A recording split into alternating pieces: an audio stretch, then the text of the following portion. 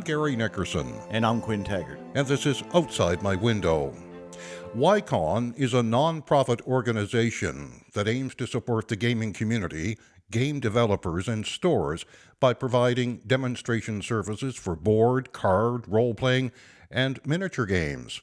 It's an all-ages event, and they make every effort to provide games that are appropriate for younger gamers. As proud members of the community, they are pleased to support worthwhile charities in Yarmouth and the surrounding area. YCON is set for June 2nd to 4th inclusive this coming summer at the Rod Grand Hotel. Quinn had a chance to chat with some of the YCON Executive Committee recently about what we can expect from this year's YCON convention. Malcolm Seaboyer is President and Marketing Coordinator for the YCON Committee. Originally growing up in Jordan Falls, he grew up competing with his sister Cassie, playing Lego, hours upon hours of Pokemon, watching Star Wars, and having epic games of Monopoly.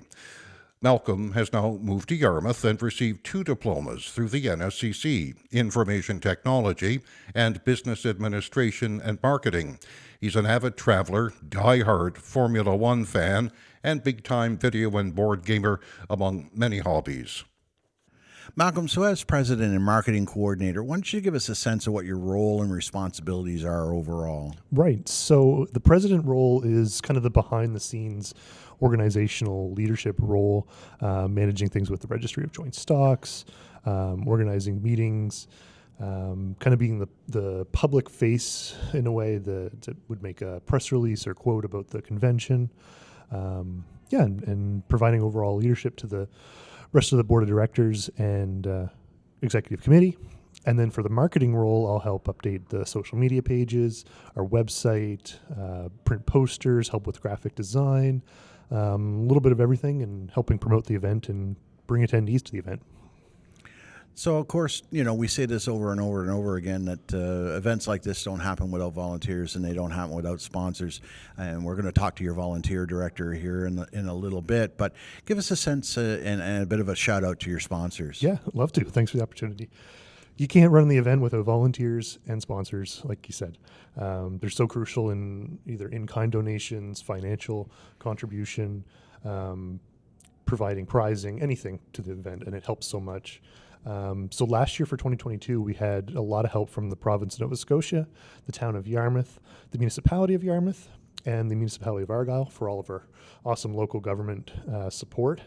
We also had support from the Yarmouth Acadian Shores Tourism and our local Hotel Levy Association.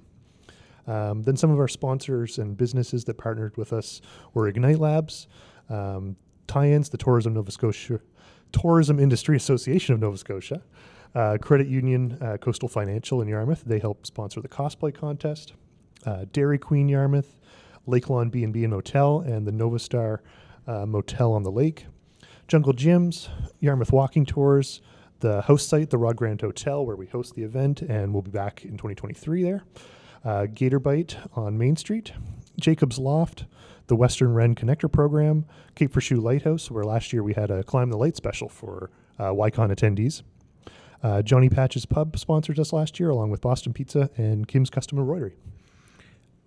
Great local sponsors. Absolutely. Support local, because those are the people that are going to be supporting an event like this. Yep. And so you mentioned the venue, which is the Grand. So you're back at the Grand again for Absolutely. This year? Yep. Now, when you look at the vendors that were there last year, you had board games, you had table games, you had video games, you had a little bit of everything. So what's on the books for this year? Right. We're looking to grow the vendor spaces even further.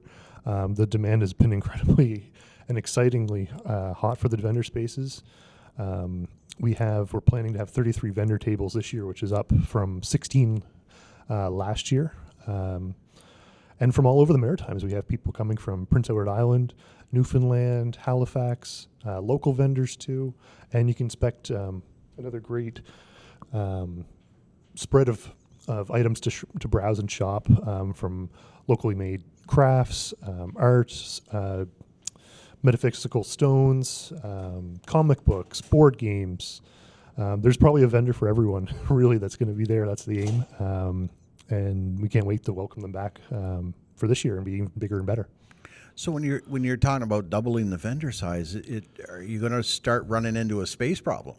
A little bit, yeah. It's been incredible, the vendor demand.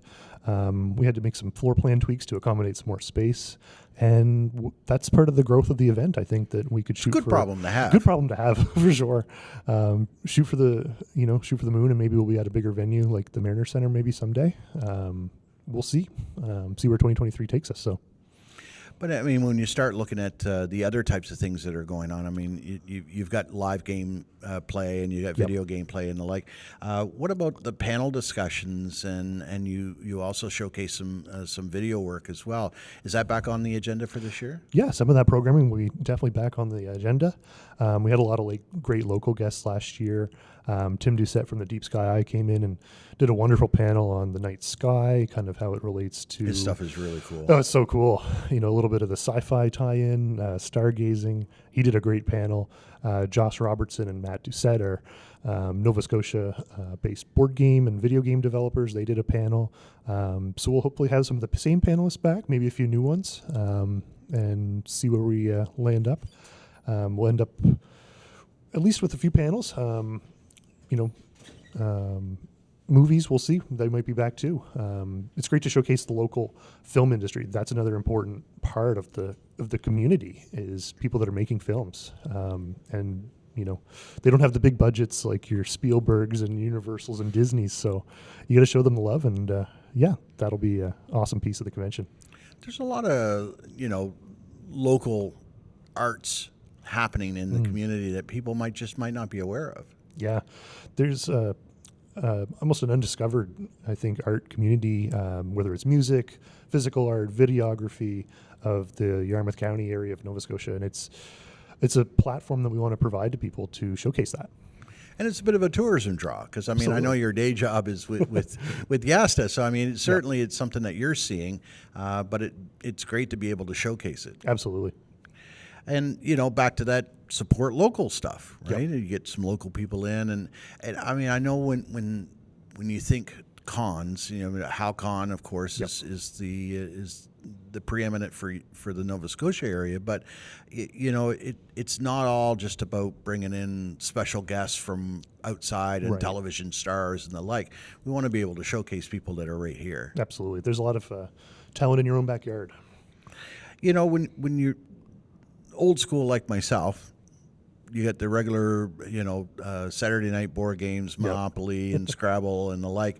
But, certainly I'm a fan of the retro video games. But you've also got a lot of other stuff that's on the go. I mean, you had an F1 simulator last year. Yeah, that one really tied to my own personal interest of being a diehard race fan. So there's different spreads of video games. There's racing simulators. There was VR last year. Fighting games like Smash Bros. That was one of the most popular tournaments, and that'll be back on one of our signature events for 2023. We also had Mario Kart. We had casual play stations. You could just sit down and play with some friends. Maybe make new friends. So that's just in the video game area. Then when you go into tabletop gaming and board gaming, we have D&D sessions for a wide range of experience. We hope to, if you're brand new to D&D or you've rolled 700 characters, whether come on in and play and we'll fit you in somewhere. And a wide range of board games, such that stuff that's cooperative, team-based, party games. We have some of those for, lighthearted gaming. We also have Imad Aziz, who runs Games on Board from Halifax. So Imad will be back this year too. That's the plan. And Imad helps connect people maybe with social anxieties over board gaming, and that's a great initiative that he's doing. And we're proud to have him as part of our convention. And that's a big thing. I mean, you don't have to be an expert at any of this stuff to show up at the con and have a good time, because you want newbies to show up. Absolutely.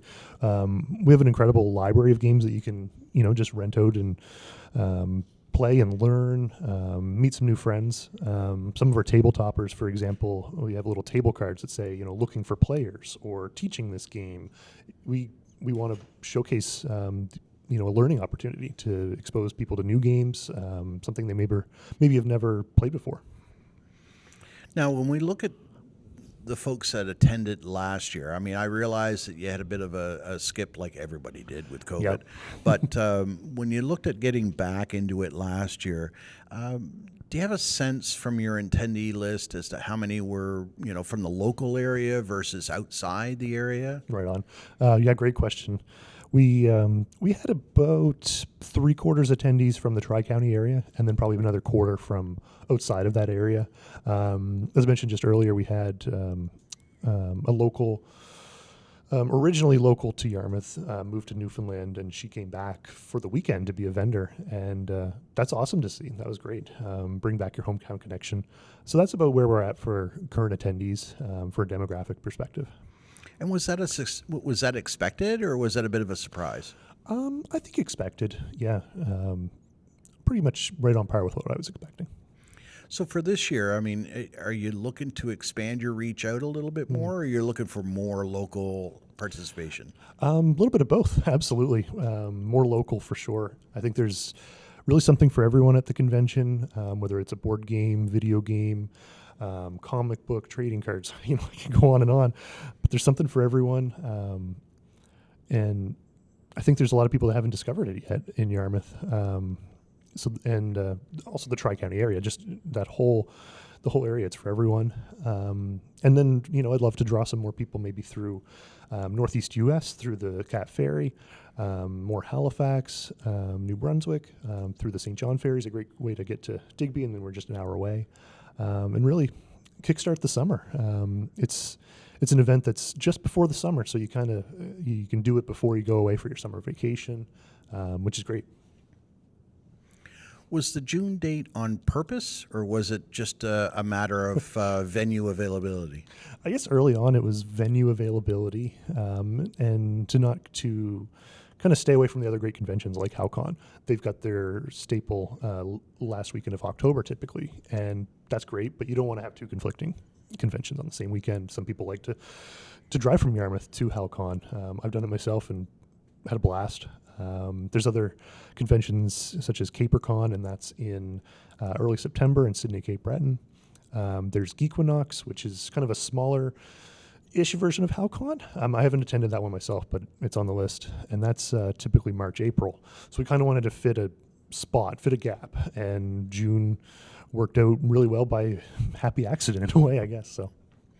Well, and I mean, supposedly the boat will be back in swing in May or whatever, and so that kind of fits that, and people can kind of plan ahead to come in for the weekend. Great event to kick off the summer, do something with the family, before you go away, and go camping, go on a road trip, wherever you go for the summer, and also not to conflict with other local events such as Seafest, Ribfest, Car Show, Coalshed Music Festival, just, kind of spread it out throughout the year. Cosplay seems to be another big attraction. Absolutely. Now, you had a really good and well-expanded and well-participated cosplay event last year. Are you looking to blow that up a little bit more? I love the cosplay competition. Absolutely one of our signature events of the weekend. Last year we had 27, if my head, off the top of my head, participants across an adult and youth divisions. And we saw everything from a Jawa and Skull Kid from Majora's Mask and Loki variants, and this creativity was just incredible. Great way to show self-expression, your passion through cosplay. It's really cool to see, and just to see everybody walking around in their outfits is just so cool. Colorful, bright, happy. And it's a great way to get involved with the convention to win prizing too. Last year, for the winners of each youth and adult division, we gave away VIP passes to YCON 2023, and that'll probably stay the same for this year. You could win a VIP pass to YCON 2024 if you win the cosplay contest, and that's pretty sweet. Absolutely. Well, it's also a great way to get the entire family in, because I remember chatting with a mother and daughter pair Loki variants. Yeah, that was so cool. I love that. That was one of my favorites. I love them all, but if I have to give a star, that was really cool to bring out, your mom and your son and, different Loki variants to play off the show was really cool. But that's also keys in on one of the draws for a convention like this is that there really is a little something for everybody, to use the cliche. It is a family friendly event. Everybody Yep. should be able to come out and have a good time. Totally. You can, bring anyone from all ages and have a great time, whether you're playing board games, watching the cosplay contest. If you don't, you might not actually dress up, but you can sit down and watch and cheer on the cosplayers, or, watch the Smash Bros. Tournament and cheer it on. Esports is another hugely growing aspect of sports world, gaming world. So yeah, you can participate in a number of different ways. Another event that's a great way to participate and give back to the community is our raffle auction. So last year we had about 20 to 25 items that you come in and buy tickets on, and on the last day of the event on Sunday we drew the tickets for the winners. We had everything from comic books to growler fills at Heritage. What else did we have? Cosplay supplies. Actually, you could bid on that. A lot of cool items, and they go to worthy cause. Last year we donated the funds to Red Cross Ukrainian Relief, and this year we've kicking around some ideas of some local charities this year. Yeah. And of course, miniature paintings, another signature event. Yeah, miniature paintings, way more technical than I thought it ever was. It's incredible. You got to be really fine with that paintbrush, and there's some incredible work that's done. And we have some of the really cool judges from last year. We had Sander and Grant Kinsley, and they're local miniature painters that have actually competed at international levels in Italy, and they're locally in our own backyard. And our third judge last year was Daniel Mahood, who's done just incredible streetscape work around Yarmouth and brightened the town up to a whole new level. So miniature painting is spread across a few different areas too. You can bring in a single unit, or you can bring in a team of miniatures. You can bring in large scale. We have a youth division, and another way that, if you win the best in show, you'll also get a VIP pass to the next year's convention. And then, if you don't win, there's also other great prizes like weekend passes, paintbrushes, gift cards, and that sort of thing. So let's recap the dates, the venue, and your contact details if Sure. anybody's interested. So YCON will return June 2nd to 4th this year. That's a Friday, Saturday, Sunday at the Rod Grand Hotel in downtown Yarmouth. If you want to reach out and get involved, you can go to our website as our main point of contact. That's yarmouthcon.com, and you can find our sponsorship page, volunteer page. Fill out those applications if you're interested. Reach out about tournaments, questions, anything you want there. And we're also on Facebook, Instagram, and Twitter. You can reach out any of those ways too. Kellyanne Perry is a vice president and graphic design coordinator, a self-proclaimed superfan of 80s and 90s cartoons, voice actors, comic books, and gaming. Originally from Prince Edward Island, she collects most things World of Warcraft and is slightly crazy about Halloween. A creative soul to the very core, she's a seamstress in her own right, making all of her own costumes, has a love of cooking and baking crazy creations, and even decorated cakes professionally. Kellyanne, you're the vice president and the graphic design coordinator. I think I got that right. So give us a sense of what your duties would be leading up to the con, and then what sort of things are you handling day to day as the con is on? So leading up is a lot of prep work. So helping Malcolm with updating social media posts, doing posters to send out to the schools. We've got a couple of different things that we've got working on for little competitions for artwork to extend to the schools to get the kids involved in art pieces to help contribute to the con and the program. Then there's the paper program that we have set up that will be available during the convention. Banners that have to be designed, little things like stickers for people who provide equipment for video games, things that say belongs to. Those are important. Absolutely, especially when you got people with Nintendo Switches and whatnot. They're not cheap systems. So yeah, just a lot of little things like signage for the sponsorships for the tables, signage to direct people within the convention on what's going on where and what time, different schedules, all that kind of stuff. Does it extend out into the social media and online aspects too? Yeah. Malcolm does probably the majority of the social media, but I help out with doing some of the posts and some of the graphic work for that too. Now, when it comes to the sponsors, I would imagine that you're integral in liaising with them to make sure that you get the right size, shape, and format for logos and the like. Yep, we have a lot of them due to previous years of sponsorship. We have a lot of the branding already on file, but I always check with either the sponsors directly or through Dean, who's our sponsor and vendor coordinator, to make sure that we have like the most up-to-date and the highest quality stuff that I can use. Now, events like this don't happen without sponsors and without volunteers, but you're a bit of a one-person show on your end. But, if anybody's really interested in graphic design, I'm sure you wouldn't refuse to help. Absolutely not. If anybody's really interested and they're curious, they can come, they can message me or email me and come hang out and see what I do, or anything if they want to learn, or if they just want to see what I do and how I do it. That'd be awesome. Now, on the days of the con, I'm sure it's akin to organized chaos. Yeah, pretty much. Yeah, organized chaos is a pretty good, that's pretty much nails it. A lot of last minute printing, schedule changes, some stuff that the vendors may want printed, canteen paperwork for pricing, and, maybe they ran out of energy drinks, so then we change up the menu for the canteen, all different kinds like that, just last minute stuff. And it doesn't happen by magic either. No, that would be nice though. It does take some prep work, and that's the thing, right? It's not something that you can just sort of flip out and be done. No, not generally. Thankfully, because this will be our third year, a lot of the base files are kind of set up on my side. So depending on what's needed, it's just a matter of going in and editing what the information actually is, or adding something. But I've got enough experience now with almost 20 years under my belt doing graphic design to I can flip out stuff pretty quick at this point.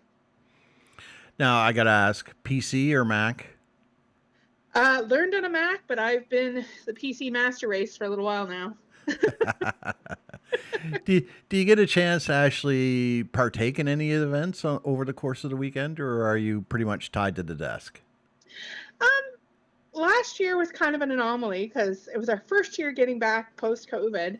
So it was kind of tied down a little bit, some technical issues with printers and whatnot. But this year we've got it set up that it's going to be a little more, we have more time to organize.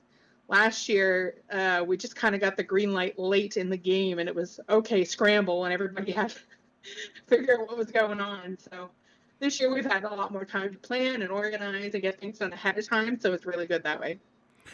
So if you couldn't be the graphic design coordinator for the con, is there another role that you'd be thinking of? I would definitely be helping Natasha with the community events and volunteer coordinators. I'm definitely a people person, so I think it would lend myself well to that side of things. And some last words in case anybody's looking to get in touch? If you want to get in touch, you can check out our website at yarmouthcon.com, or you can email us at info@yarmouthcon.com, or if you want to look me up on Facebook and add me on there, Kellyanne Perry is what I'm under. You'll see my dog on the profile. Reach out to me if you have any questions or concerns or anything at all, and I'll do my best to answer your questions. Natasha York-Phillip is volunteer coordinator and community liaison lead. She's a proud Cape Bretoner that has been nerd adjacent her whole life. Working as a school-based psychologist in the Tri-County Regional Center for Education for the past 20 years has afforded Natasha countless opportunities to connect with the highlight of amazing qualities of the young nerds and geeks in our area. Natasha, you're the volunteer coordinator and community liaison lead. Now, that's a bit of a mouthful in and of itself, so maybe just give us a sense of what the community liaison lead actually is. So I'm basically the person who is going to ensure that we have enough people to run each part of the con to make sure everyone feels comfortable and everything runs smoothly throughout the weekend. And when it comes to the volunteer coordinator, I mean, that's pretty self-explanatory, but I've noticed that you put out a call for volunteers. So if anybody's interested in chipping in for that weekend, how best is it for them to be able to do that? Well, I think probably the best way is to go directly to the yarmouthcon.com/volunteer page, and there's an application form to fill out. Another way is to just reach out to me directly on Facebook, Natasha York Phillip. It's another way to get a hold of me. If anyone's interested, they can just send me a message, and I'll connect them up with the application form. That way we can ensure we get as many people as we can, and make it as easy as possible. In the past, I've sat with people and put their information into the application. So it's really just making it as easy as possible. Now you're looking for everybody, people with varied skill sets when it comes to the con volunteers. I mean, you're not looking for somebody who's an expert at Pokemon or Magic cards or whatever. I mean, it doesn't have to be that skill set, right? Absolutely. It's pretty much the most inclusive group of people I've ever been with. And we're looking for people with all kinds of interests, perhaps even just they're interested in volunteering. They absolutely can come and join us, and we'll kind of connect them with someone they're comfortable with. They don't even have to have like outstanding social skills or anything like that. Just wanting to do something for their community. That's really what we're looking for. In chatting with Malcolm earlier, I used the phrase that, it's fun for the whole family. I know it's a bit of a cliche, but it really is. It's an all-inclusive event.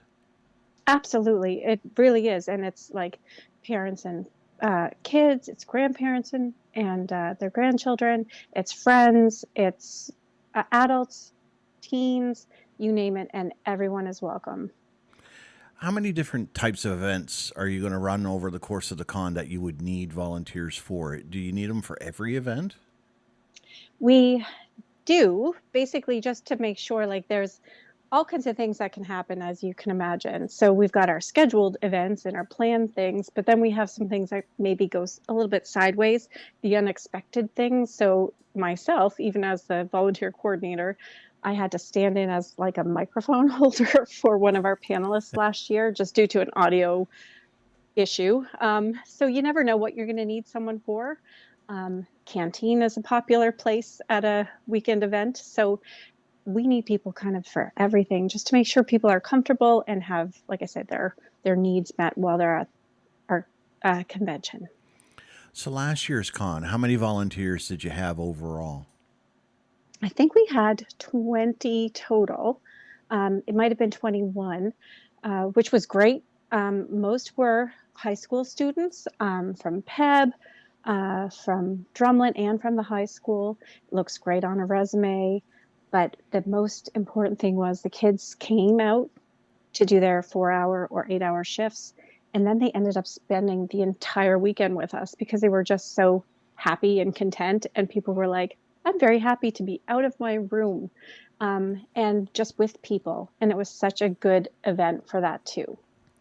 Certainly last year would have been the year where people were just more than happy to get out of the house.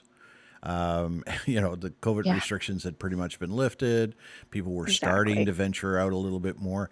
So now you're a year past that, and people are used to being out and about and doing a little bit more. So what are you anticipating for this year's con over last year? Well, I think last year was a pretty big event because, like you said, people were looking for something to get out and do. And that was kind of the first big event in Yarmouth after restrictions were lifted. But this year, I think with the excitement from last year and the fun that people really had, I think we're expecting even more of a turnout this year. And like I say, I can't promote it enough. It's fully inclusive. So we are absolutely the place where you can have fun no matter what your interests are. Mario Gaujon is the video games coordinator and games day coordinator. Now, he just doesn't wear the name. Mario is an avid fan of the Super Mario series.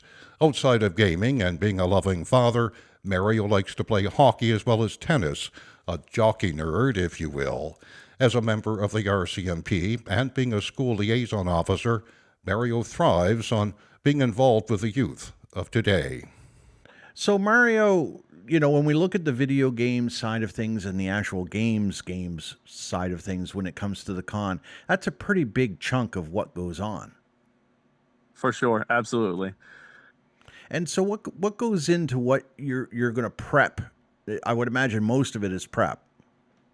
Yes. So, like for the big tournaments, like for last year, for example, we had the Smash Brother tournament and the Mario Kart tournament, both on the Switch. Those got really a lot of attention, and it was just fun to have the crew, a big crew, hang out and watch the people play like the semifinals and finals. It was pretty cool to see. Now, when I've watched video game tournaments, say on TV, I hesitate to say TSN because I can't remember for sure, but they're running off like a stock kind of setup. Everybody has the same sort of things going on, especially when I see like Tetris and the like. But was it the same way here, or were you running off of just off the shelf kind of games?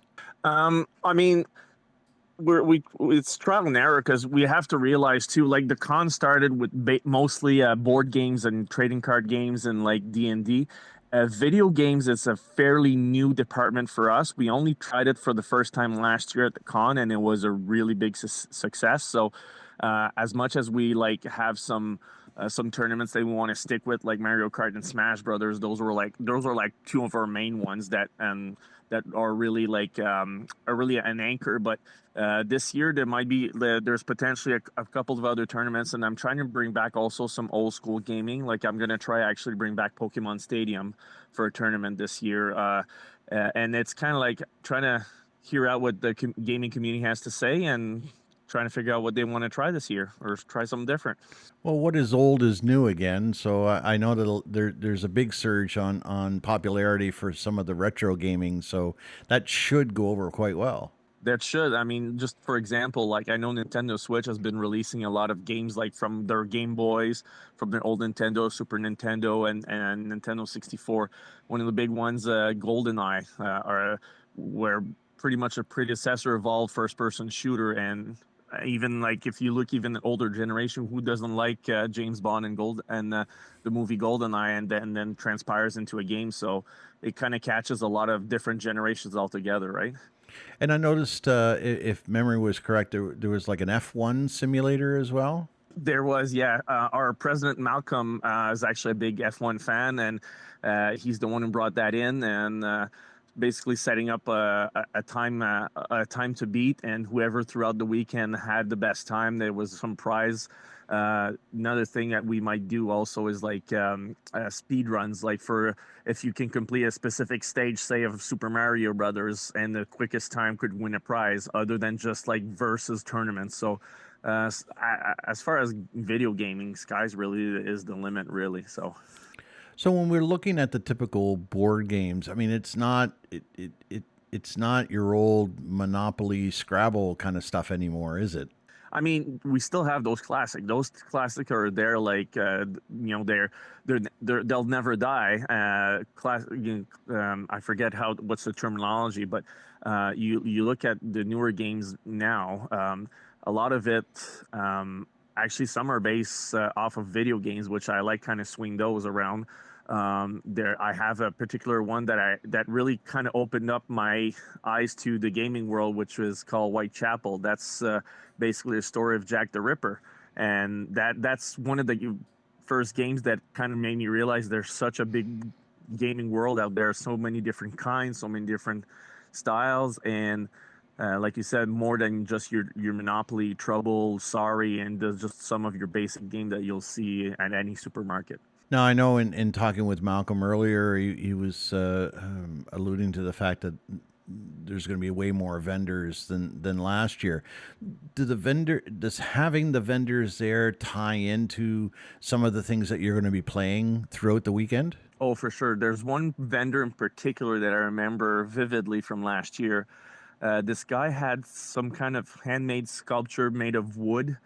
And some of them were like plaques of like Mario Kart, like typically Mario Kart, you will have like your mushroom, your flower, your star cup, and he had some of those plaques made full size, like the size of a big plate size, and he had those selling in like Zelda Shield, the typical Hylian shield from the Zelda game, stuff like that. That was really tying in with the video game. And anytime that I passed by, like I would have spent hundreds of dollars if I didn't stop myself at that guy's shop.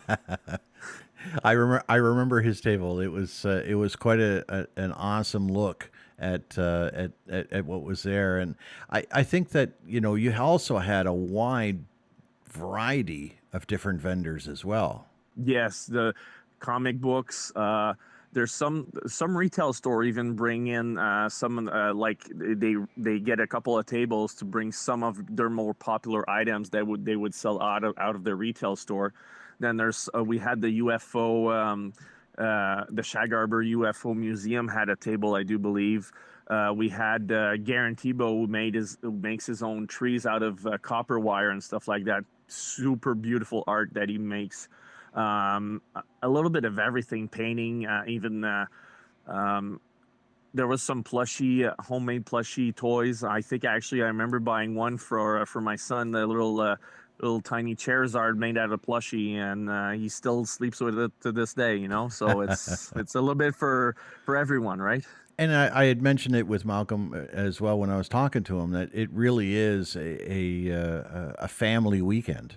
Oh, absolutely, and that's the thing. Right now, we also want to. You mentioned the basic games, like that's why we try to keep a variety of game, because we don't want to obviously we want to get the diehard gamers and stuff like that, but we also want to reach out to the family. They want to bring their kids for a family fun day and play those maybe a little bit more basic. I don't want to say use the word basic, but less complex game.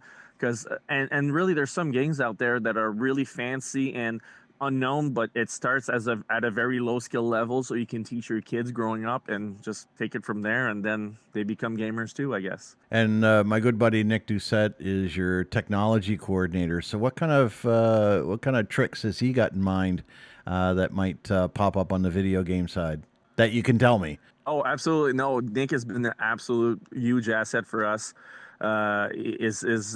His tech savvy skills is I mean, we rely on him for a lot of our tech stuff. And for example, I know for this year for our tournaments, because we used to pretty much our tournament board, we used to hand bomb it on one of those little white marker board, and now we have a website that will be able to live stream what who's going to play against who, and kind of like have a specific icon, and you'll be able to watch like who's playing who and what's their winning record and stuff like that. So like it'll kind of hype up a little bit, I think, the tournament with regards to that. And that was Nick that brought that up to the table, which is look forward to try it out, which actually we'll test out more than likely at the next games day, which is our video games day in April. So it'll give us a chance to test it out and see and have it ready, hopefully full ready for the YCON itself. So how many of these games day do you have ahead of the con? I mean, I know you're using them to kind of launch yourself into it, but how many of them are ahead of us? Initially, we had planned like usually one per season, like one for the fall, one for winter, one for the spring. And that's what we also planned this year. But we kind of started to realize that our name's starting to get out there, and for the first time this year, which is kind of a happy problem to have, we're getting asked to actually be part of some of the events and entertain some gaming events. So even as of now, I can think of right now, from now till the convention, we have, I think, 5 events that we're going to be doing already. So it's really it's really rewarding to hear that the community is kind of we got good partnerships, and now we're kind of relying on each other to make fun community events happen. Now, events like this, of course, don't happen without sponsors, and they don't happen without volunteers. And we were just chatting with Natasha about her role as far as the volunteer coordinator goes. But are you looking for volunteers specifically for your area of expertise with the video games and the games day? With the video games for the games day, I mean, it's because there's a lot of single event, and as much as we have a very hard dedicated group with the executive committee and some of our main volunteers, it's hard to always get everybody lined up for a specific day because by day we all have a different job, and this is more or less a by night hobby slash second job, but don't really consider it a job when it's a hobby that's that fun, right? It's just that it is time consuming. We all have families, and I got little ones, and I'm not the only one. So it's just trying to coordinate it all. But for sure, we welcome everybody that wants to be part of it. Absolutely. And if anybody's interested in volunteering in, if they think they've got some specific skill sets that'll lend itself to your department, what's the best way for them to do that? The best way is go on our web page or our Facebook page.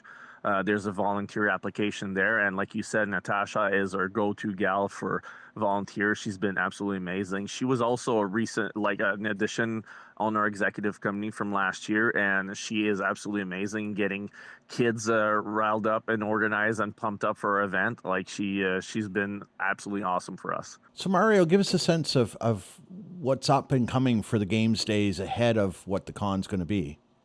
Oh yeah, so we have obviously March 10th, Mario Day, not because I also wear the name, but it's a pretty important day.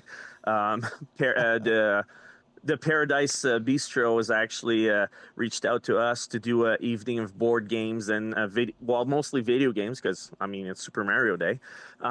So on March 10th itself, which is a Friday, we're going to do like an evening of just casual video gaming. So that'll be that. There's a potential also that there might be the actual Mario, like in real blue overalls and red shirt and all there. So we'll see how that goes.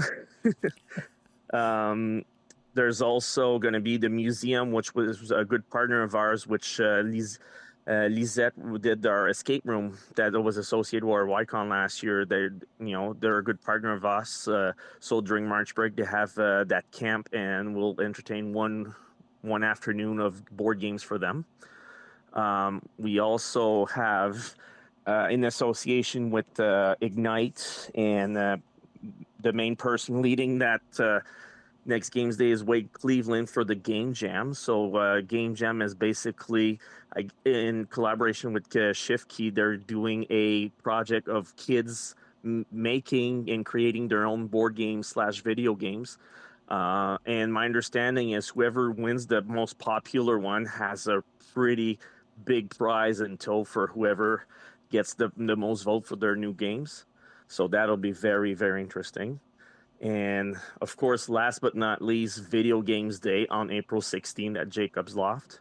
That's the big one we're looking forward to because it's the weekend right after the release of the Super Mario movie. So needless to say, there'll be a thematic of Mario and Nintendo stuff there. So these are the fun events that we're looking forward to. And that's just before, just a couple of months or less before the convention itself. I'm Gary Nickerson. And I'm Quinn Taggart. And this has been Outside My Window.